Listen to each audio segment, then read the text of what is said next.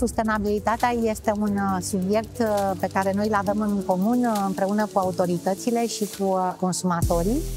Credem foarte tare că această responsabilitate legată de mediu poate merge mână în mână cu niște afaceri de succes dacă se păstrează atât obiectivele de mediu cât și obiectivele de business. Recomandările centrale pe care Consiliul Concurenței le adresează legiuitorului pentru dezvoltarea durabilă a piețelor online de OTC-uri ar consta în primul rând în posibilitatea distribuitorilor, producătorilor de a efectua vânzări prin marketplace-uri sau on-demand delivery. Iar a doua recomandare, posibilitatea acestora să facă transportul cu firmele societățile proprii, ambele ipoteze, evident, cu respectarea cerințelor legale în ce privește comerțul cu OTC-uri.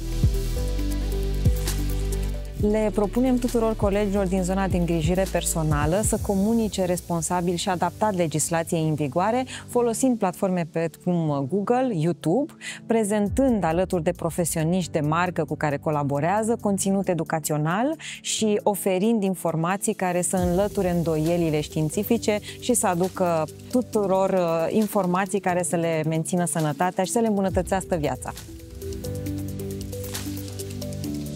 Dezinformarea poate să aducă mari prejudicii atât pacientului cât și medicului. Putem vorbi de întârziere de unor diagnostice amenințătoare de viață. Ce putem face pentru asta? Să ne prezentăm la medic atunci când avem orice problemă de sănătate și să ne informăm din surse sigure.